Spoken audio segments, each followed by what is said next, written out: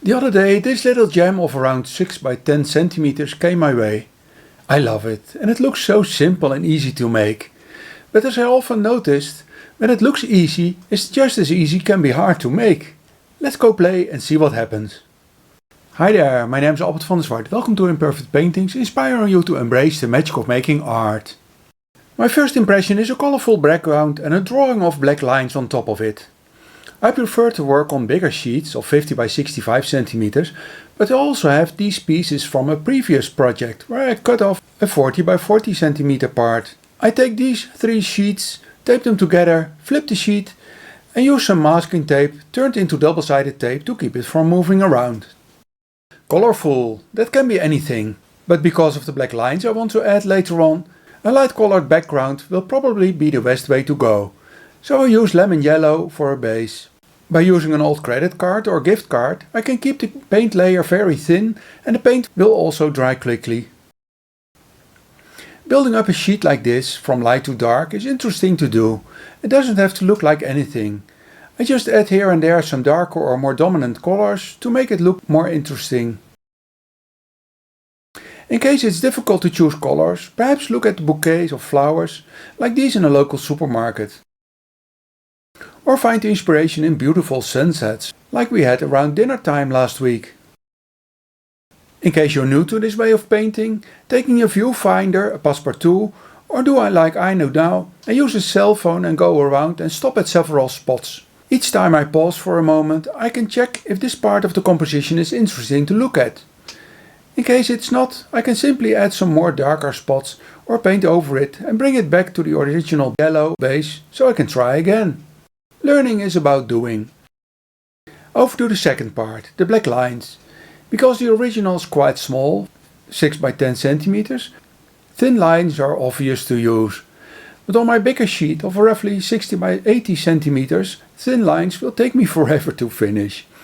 I also have other plans for later on, so I start using a 10mm brush and some old black acrylics and quickly switch to fresh new black acrylics. I try one of my 5mm brushes, but I notice I prefer a more fluid paint for this exercise, so I switch to India ink. It flows nicely and I also switch to a brush with longer filaments that can hold more ink, so I can paint a little longer before needing to take new ink. I only briefly try a permanent marker, but it feels like I switch from painting to writing. I don't like it because it takes me away from the flow of painting, so I'll go back to my brush again. While making this black drawing on my colorful sheet, I enjoy having to come up with new ideas to create interesting and different looking lines. I start with simply drawing lines, smaller or wider, long or short. I try to paint a nice curvy one and a straight one as well, or I react to the one I already painted. At a certain point I notice I start repeating myself, what isn't a bad thing. But I want to challenge myself in a different way, so I make shorter and longer lines, parallel lines or crossing lines like a hashtag, which brings me to mathematical symbols. And I realized that if I look a level higher, I can look at families of line shapes, like the numbers 0 to 10 or the 26 letters of the alphabet.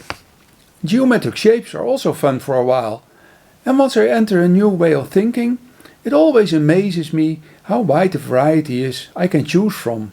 There are so many symbols I just use and never think about the family they belong to. The solution for a challenge like this, coming up with new line ideas, is always there, just around the corner. The only thing I have to do is to open up to possibilities, for instance change my way of looking or thinking, and before I know it, I enter a whole new way of working. I love it. Although it's fun to come up with new ideas, I also struggle at times.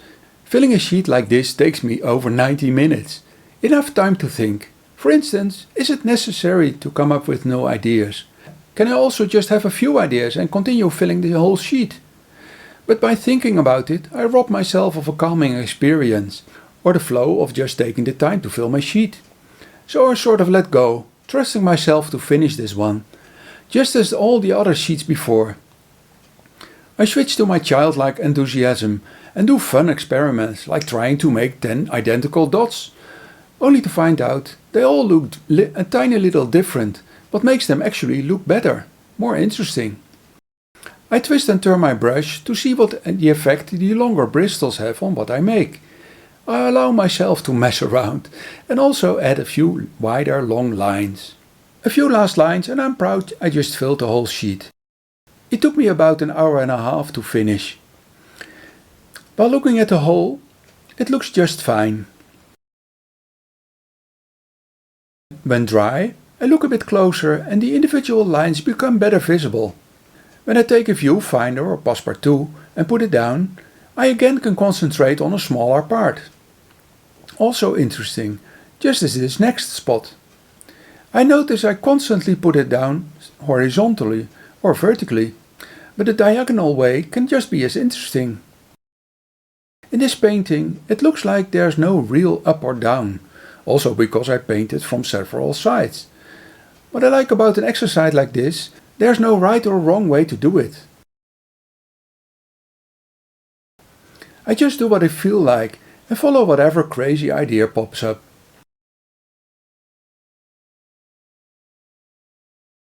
When I switch to this 6x6 cm opening, I notice it is too small for this painting. Also interesting to notice. A different background, like these white lines, in a different color combination can be just as interesting. When dry, I add different colored lines using liquid watercolor. It's all about being open to noticing an opportunity to try something new. Like this little gem inspired me to make my own version. Learning to paint is, in my opinion, also daring to try new things and not be afraid to make mistakes. At the end I mix some titanium white and acrylics medium and paint some white lines. I even mix it with the liquid watercolor. It can turn out to be a bad idea, but just as easily can turn out great.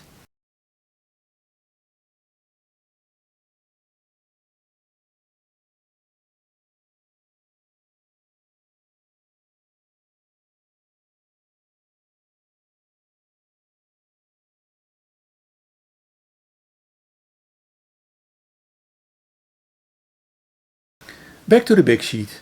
I flip it, take a number of pieces of paper in different sizes and use them as a stencil and draw the contours. I like to invite chance or random to my game, so by not looking at the painting when selecting parts to cut out, I let myself be surprised later on. When ready, I paint the backside as well. I will explain why in a minute. Now it's a matter of cutting out the chosen pieces. Here they are. I just love it. Each one just looks great.